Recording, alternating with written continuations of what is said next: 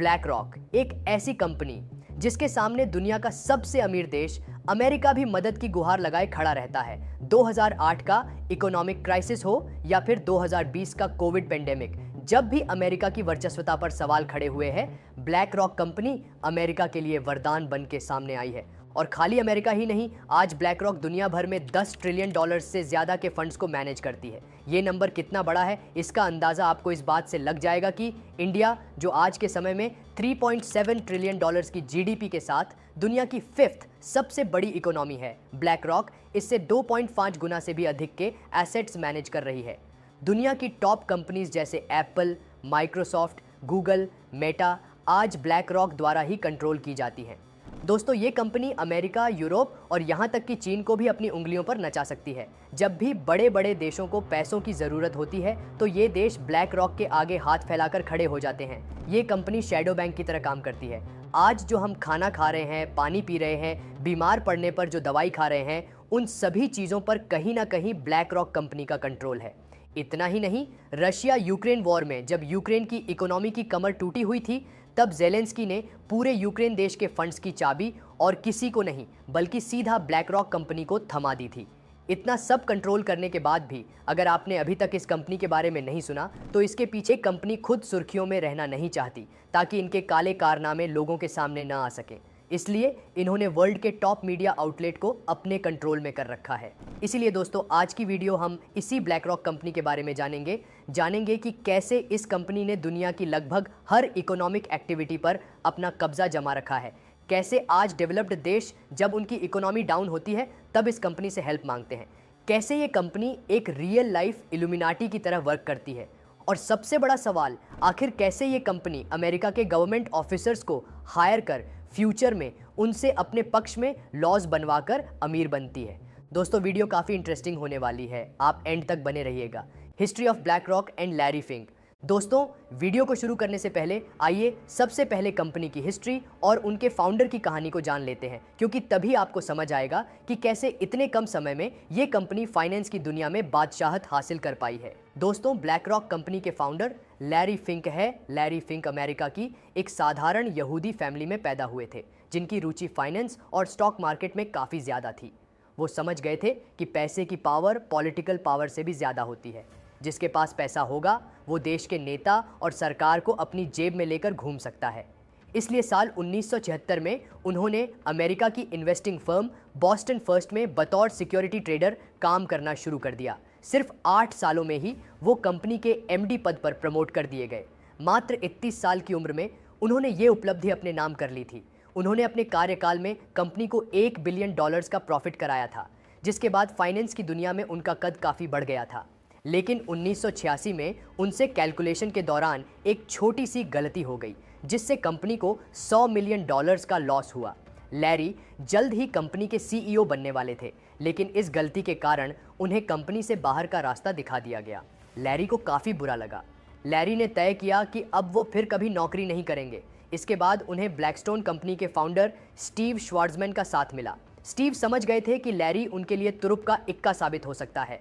Steve ने Larry को $5 million दिए और लैरी ने 7 अन्य साथियों के साथ मिलकर Blackstone finance management limited company की शुरुआत की। एक तरह से देखा जाए तो 1988 में ब्लैक रॉक कंपनी की नींव डल चुकी थी। इस कंपनी ने तेज़ी से तरक्की की और 1994 तक ये कंपनी $53 बिलियन के एसेट्स मैनेज करने लगी थी। बड़ी बड़ी कंपनियां ब्लैकस्टोन कंपनी को अपना पैसा मैनेज करने की जिम्मेदारी देने लगी थी। लेकिन 1994 में स्टीव ने खुद को कंपनी से अलग कर लिया और कंपनी में अपने 35% शेयर्स सिर्फ $240 मिलियन में बेच दिए। स्टीव इसे अपनी लाइफ की सबसे बड़ी गलती मानते हैं। उन्हें आज भी इस बात का पछतावा है, क्योंकि अगर उन्होंने वो शेयर्स नहीं बेचे होते तो आज उनकी वैल्यू $50 बिलियन से भी अधिक की हो चुकी होती। स्टीव के अलग होने से लैरी को कुछ खास फर्क नहीं पड़ा और उन्होंने कंपनी का नाम बदलकर ब्लैक रॉक कर लिया। ब्लैकस्टोन से ब्लैक रॉक होने पर भी इन्वेस्टर्स ने भरोसा कायम रखा। साल 1999 में ब्लैक रॉक ने $14 के प्राइस के साथ अपना पहला आईपीओ लॉन्च किया और उन्हें $900 मिलियन की फंडिंग मिली। इसके कुछ ही महीनों में कंपनी $165 बिलियन के एसेट्स मैनेज करने लगी थी। लैरी फिंक जानते थे कि यदि उन्हें आगे बढ़ना है तो अपने विरोधियों को रास्ते से हटाना होगा। उन्होंने अपनी कंपीटिंग कंपनियों को खरीदना शुरू कर दिया। साल 2006 में पहले उन्होंने मेरिल लिंच कंपनी को खरीदा और फिर 2009 में बार्कलेज ग्लोबल इन्वेस्टर्स को भी टेक ओवर कर लिया। अब ब्लैक रॉक का रास्ता साफ हो चुका था और तब से लेकर आज तक कंपनी ने फिर कभी पीछे मुड़कर नहीं देखा। Overview of black rock. दोस्तों, ब्लैक रॉक को आज दुनिया की सबसे पावरफुल एसेट मैनेजमेंट कंपनी माना जाता है, जो दुनिया के कई देशों और कंपनियों के फंड्स को मैनेज करने का काम करती है। ये company insurance fund, pension fund, bonds, securities और स्टॉक्स को रेगुलेट करती है। इसके अलावा रियल एस्टेट सेक्टर में भी ये कंपनी डील करती है। आज ब्लैक रॉक के दुनिया के 38 देशों में 89 से अधिक ऑफिस हैं और 100 से अधिक देशों में कंपनी के क्लाइंट्स मौजूद हैं। सभी कॉन्टिनेंट्स पर इस कंपनी की प्रेजेंस है। ये कंपनी आज के समय में $10 ट्रिलियन से अधिक के एसेट्स मैनेज कर रही है। दोस्तों, $10 ट्रिलियन यूएस, चीन के बाद हर देश की जीडीपी से ज्यादा पैसा है। लेकिन दोस्तों, ऐसा नहीं है कि ब्लैक रॉक कंपनी ने इतनी बड़ी कामयाबी इतने कम समय में ऐसे ही हासिल कर ली। दरअसल इसके पीछे कंपनी द्वारा लिए गए ऐसे कई फैसले हैं जिन पर आज भी सवाल खड़े किए जाते हैं। Economic crisis is not any limitation. साल 2008 और 2020 में जब पूरी दुनिया में इकोनॉमिक क्राइसिस आया था, पूरी दुनिया में हाहाकार मच गया था, उस समय भी ब्लैक रॉक ने खूब पैसा कमाया था। साल 2008 में लेमन क्राइसिस के दौरान अमेरिका सहित दुनिया के तमाम बड़े देशों की इकोनॉमी डूब रही थी। कई कंपनियां बैंकरप्ट हो गई थीं, लाखों लोगों की नौकरियां चली गई थीं, लेकिन उस समय ब्लैक रॉक कंपनी की इनकम में 23% की बढ़ोतरी देखने को मिली थी, जो कि अपने आप में काफ़ी चौंकाने वाली बात थी। इतना ही नहीं दोस्तों, अमेरिका को उस समय इकोनॉमिक क्राइसिस से बाहर लाने में भी ब्लैक रॉक कंपनी का इंपॉर्टेंट रोल रहा था। सरकार ने लैरी फिंक से जब सोल्यूशन मांगा तो उन्होंने कई बैंक्स को लोन देने का फैसला किया और गवर्नमेंट ने थोक के भाव बैंक्स को पैसे दिए, जिससे मार्केट में फिर से पैसा आ सके। लेकिन यहाँ पर भी एक ट्विस्ट देखने को मिला। लैरी ने अपना बिजनेस माइंड चलाया। उन्होंने उन बैंक्स को ही पैसा दिया था जिनमें उनकी कंपनी के स्टेक्स थे। दोस्तों, कुछ लोगों का ऐसा भी मानना है कि वो इकोनॉमिक क्राइसिस क्रिएट करने वाले भी लैरी फिंक ही थे। उनकी डेट सिंडिकेट पॉलिसी के कारण ही लेहमैन क्राइसिस आया था, यानी कि उनकी कंपनी ब्लैक रॉक ने बड़ी मात्रा में उन जगह पैसा लगाया जहां से पैसा वापस आने की संभावनाएं काफ़ी कम थी और नतीजा इकोनॉमिक क्राइसिस के रूप में निकला। दोस्तों, इतना ही नहीं, 2008 के बाद 2020 में कोविड पैंडेमिक में दुनिया को एक और झटका लगा। उस समय भी ब्लैक रॉक ने प्रॉफिट शो किया था, साथ ही कई कंपनियों को दिवालिया होने से भी बचाया था। इसके अलावा कंपनी अपनी हायर पोस्ट पर बड़ी मात्रा में गवर्नमेंट ऑफिशियल्स को हायर करती है। कंपनी का कहना है कि वो ऐसा इसलिए करती है क्योंकि गवर्नमेंट ऑफिशियल्स जिन्हें क्षेत्र चलाने का अनुभव प्राप्त है, वो कंपनी को बेहतर तरीके से चला सकते हैं। लेकिन दोस्तों, सच्चाई इसके उलट है। डेटा की माने तो कंपनी भले ही गवर्नमेंट ऑफिशियल्स को हायर सैलरी देकर अपने यहाँ नौकरी पर रखती है, बट जब ये ऑफिसर्स वापस जाकर पॉलिटिक्स में जाते हैं या गवर्नमेंट बनाते हैं, तब ऐसे लॉज जानबूझकर बनवाए जाते हैं जिससे ब्लैक रॉक कंपनी को फ़ायदा हो, इन्हें टैक्स में बचत मिले। एग्जाम्पल देखें तो डीज और अडेएमओ ब्लैक रॉक कंपनी के एम्प्लॉय रह चुके हैं, जो एक समय पर बराक ओबामा की नेशनल इकोनॉमिक काउंसिल के सदस्य रह चुके थे और यही लोग आगे बाइडेन के अंडर काम करते हैं। इवन कमाला हैरिस भी ब्लैक रॉक की एम्प्लॉय रह चुकी है, जो आज की डेट में अमेरिका की वाइस प्रेसिडेंट है। इसके अलावा माइकल पायल, जो ब्लैक रॉक कंपनी की farmer global chief investment strategist थे, वे ब्लैक रॉक कंपनी ज्वाइन करने से पहले बराक ओबामा की गवर्नमेंट का हिस्सा थे और आज यही माइकल अमेरिका की वाइस प्रेसिडेंट कमाला हैरिस के चीफ इकोनॉमिक एडवाइज़र हैं। अब जायज़ सी बात है, अगर कोई पॉलिसी बनेगी और वो ब्लैक रॉक के पक्ष में ना हो, ऐसा तो हो नहीं सकता। और कहीं ना कहीं इसी वजह से आज अमेरिका का मोस्टली पैसा ब्लैक रॉक ही मैनेज करती है। इवन कोरोना महामारी के समय अमेरिका के फेडरल रिजर्व ने एफएमए, जो ब्लैक रॉक की एक कंसल्टिंग आर्म है, उसको इमरजेंसी में अपने फंड्स को मैनेज करने का टेंडर दिया था। खास बात यह है, ये टेंडर बिना किसी बिडिंग के या बोली के ब्लैक रॉक को मिला था। Black rock regulates each and every industry. दोस्तों, अमेरिका जो दुनिया का सबसे अमीर देश है, उसकी गवर्नमेंट को कंट्रोल करने की वजह से ब्लैक रॉक कंपनी आज पूरी दुनिया को कंट्रोल कर रही है। असल में Pepsi, Coca Cola, Walmart, Cisco, McDonald, Johnson and Johnson, Mastercard और वीज़ाकॉम जैसी सभी कंपनी में ब्लैक रॉक के स्टेक्स मौजूद है। यानी आप अपने क्रेडिट या डेबिट कार्ड से भी अगर कोई ट्रांजैक्शन कर रहे हैं तो उसका फ़ायदा ब्लैक रॉक को हो रहा है। इंडिया की भी कई कंपनियों में ब्लैक रॉक ने इन्वेस्ट किया हुआ है। Infosys, Reliance, HDFC, ICICI bank, Axis bank, Maruti Suzuki, TCS, Mahindra and Mahindra और अल्ट्राटेक सीमेंट जैसी कंपनियों में ब्लैक रॉक की मेजर होल्डिंग्स है। ब्लैक रॉक की सबसे बड़ी होल्डिंग्स की बात करें तो फोर्ड कंपनी में इसके 7.25% स्टेक्स है। फेसबुक, एप्पल और जेपी मॉर्गन में 6.5% शेयर्स की हिस्सेदारी ब्लैक रॉक की है। अल्फाबेट इंक में 4.48%, डॉइचे बैंक में 4.8%, वेराइजन में 7.5% के अलावा माइक्रोसॉफ्ट, अमेजॉन और एनवीडिया जैसी कंपनी में भी ब्लैक रॉक के अच्छे खासे शेयर्स मौजूद है और सभी कंपनियों में ये टॉप इन्वेस्टर्स की लिस्ट में ही मौजूद है।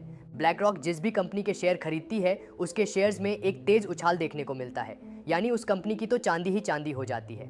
हाल ही में अप्रैल 2024 में भारत की दो कंपनी इलेक्ट्रो स्टील कास्टिंग्स और पीटीसी इंडिया लिमिटेड में 207 करोड़ के शेयर्स खरीदे थे। ब्लैक रॉक के इन्वेस्ट करते ही कंपनी के शेयर्स में 11% तक का उछाल देखने को मिला था। दोस्तों, आज के समय में चाइना में भी ब्लैक रॉक का इन्फ्लुएंस बढ़ रहा है। असल में यूएसए ने अपनी चाइनीज कंपनियों में इन्वेस्टमेंट पर बैन लगा रखा है और कई चाइनीज कंपनीज को ब्लैक लिस्ट भी किया हुआ है, लेकिन यूएसए के ब्लैक लिस्ट करने के बावजूद आज उन कंपनियों में ब्लैक रॉक इन्वेस्ट कर रहा है। चाइना की रियल एस्टेट मार्केट और म्यूचुअल फंड सेक्टर में लैरी फिंक की कंपनी का दबदबा मजबूत हो रहा है। आने वाले समय में शायद चीन को भी लैरी फिंक अपनी उंगलियों पर नचाते नजर आएंगे। दोस्तों, ब्लैक रॉक वैसे तो खुद को environmental and social friendly company बताती है, लेकिन दूसरी ओर उन कंपनियों में भी ये इन्वेस्ट करती है जो क्लाइमेट चेंज के लिए रिस्पॉन्सिबल है और फॉसिल फ्यूल्स के यूज को जहां बढ़ावा मिल रहा है। Oil and corporation company Exxon Mobil में ब्लैक रॉक की 6.7% की हिस्सेदारी है। केवल ये कंपनी आज वर्ल्ड के 2% कार्बन एमिशन के लिए जिम्मेदार है। इसके अलावा गन मैन्युफैक्चरिंग जैसे बिजनेस में भी ब्लैक रॉक ने निवेश किया हुआ है। इससे कहीं ना कहीं कंपनी का डबल स्टैंडर्ड भी देखने को मिलता है। यानी एक बात साफ है, लैरी फिंक और उनकी कंपनी को इस बात से कोई फर्क नहीं पड़ता कि कंपनी सही काम कर रही है या नहीं, उसकी इन्वेस्टमेंट नेचर के लिए हार्मफुल तो नहीं है या फिर वो समाज के लिए ठीक है या नहीं। ब्लैक रॉक को सिर्फ अपने प्रॉफिट से मतलब है और यही वजह है कि साल 1999 से लेकर 2020 तक इस कंपनी ने 7,539% की बेहतरीन ग्रोथ की।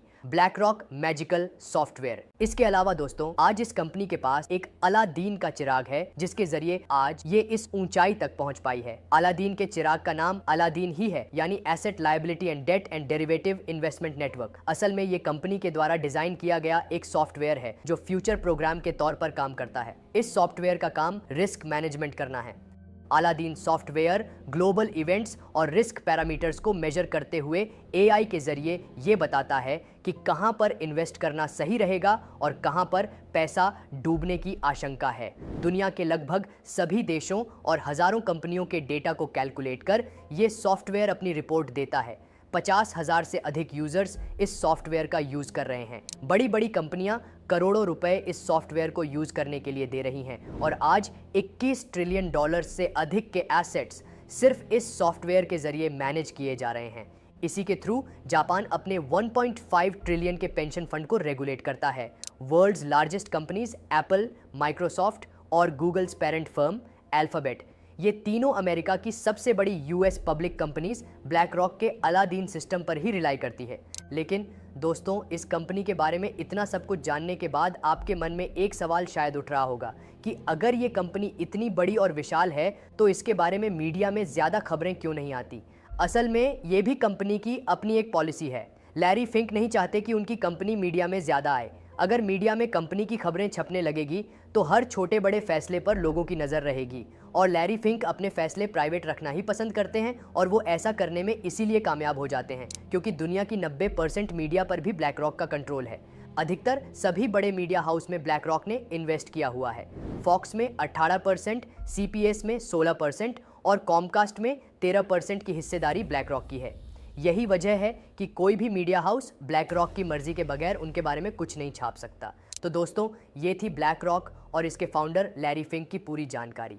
उम्मीद है कि आपको ये वीडियो पसंद आई होगी। अब सभी को इस बात का इंतजार है कि जियो ब्लैक रॉक कंपनी भारत में क्या तहलका मचाएगी। इस कंपनी में लैरी फिंक और मुकेश अंबानी दोनों ने 15-15 करोड़ डॉलर्स इन्वेस्ट किए हुए।